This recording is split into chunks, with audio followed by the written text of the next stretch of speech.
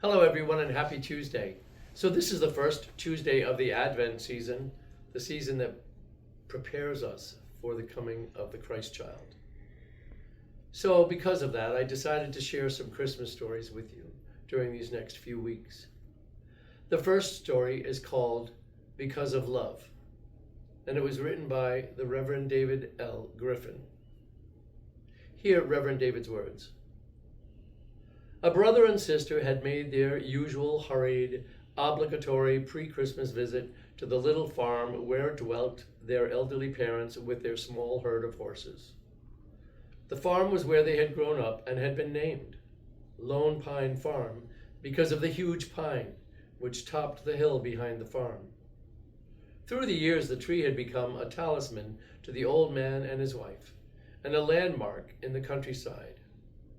The young siblings had fond memories of their childhood here, but the city hustle and bustle added more excitement to their lives and called them away to a different life. The old folks no longer showed their horses, for the years had taken their toll, and getting out of the barn on those frosty mornings was getting harder. But it gave them a reason to get up in the mornings and a reason to live.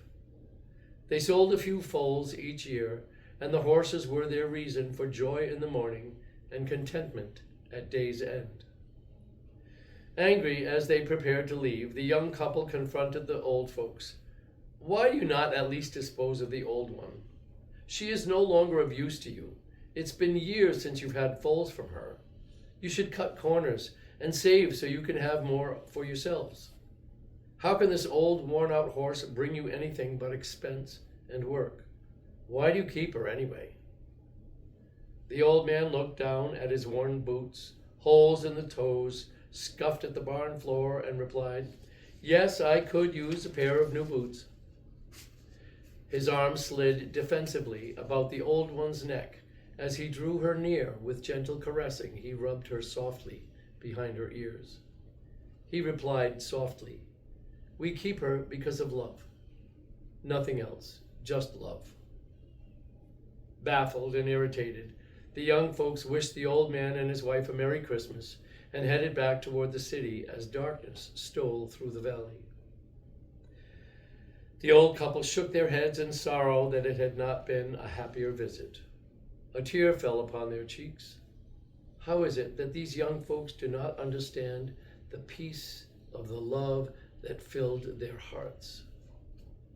So it was that because of the unhappy leave-taking, no one noticed the insulation smoldering on the frayed wires in the old barn. None saw the first spark fall.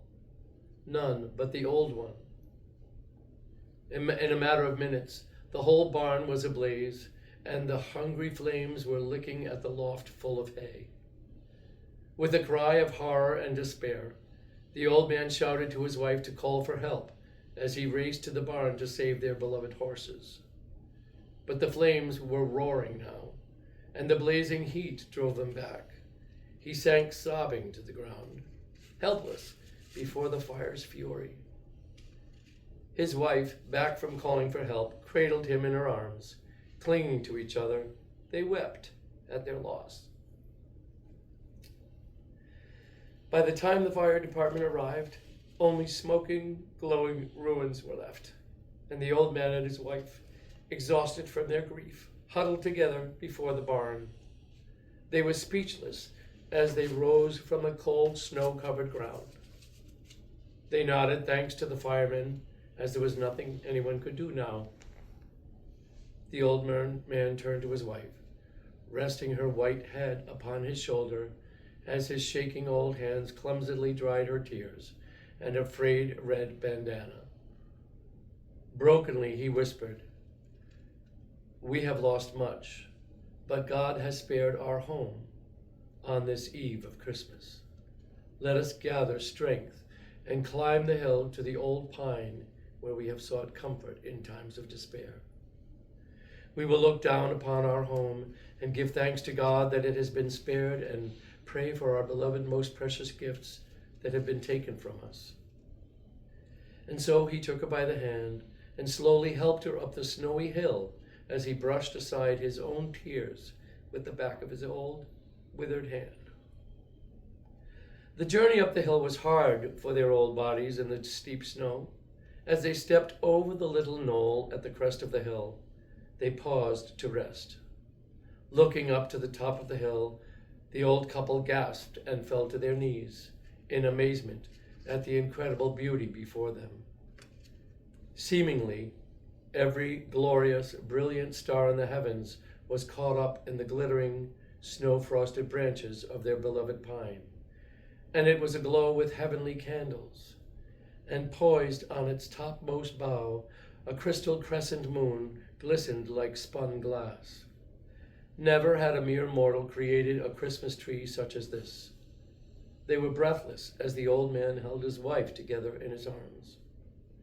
Suddenly the old man gave a cry of wonder and incredible joy. Amazed and mystified, he took his wife by the hand and pulled her forward. There beneath the tree, in resplendent glory, a mist hovering over and glowing in the darkness, was their Christmas gift, shadows glistening in the night light. Bedded down about the old one, close to the trunk of the tree, was the entire herd, safe.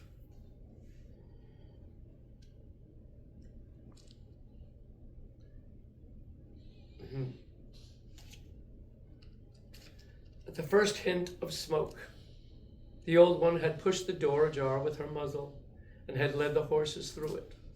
Slowly and with great dignity, never looking back, she had led them up the hill, stepping cautiously through the snow. The foals were frightened and dashed about. The skittish yearlings looked back at the crackling, hungry flames and tucked their tails under them as they licked their lips and hopped like rabbits.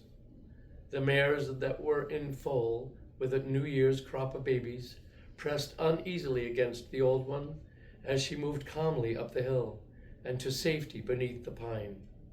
And now she lay among them and gazed at the faces of the old man and his wife. Those she loved, she had not disappointed. Her body was brittle with years, tired from the climb, but the golden eyes were filled with devotion as she offered her gift, because of love, only because of love. Tears flowed as the old couple shouted their praise and joy, and again the peace of love filled their hearts. It's a beautiful story, and sometimes we just need to be reminded of happy endings in a world so filled with things that can weigh us down, can stress us out, and to cause us to be sad about things. This story touched me. I hope it touched you and helps make your Christmas a little bit more joyful. God bless you all and have a beautiful rest of your day.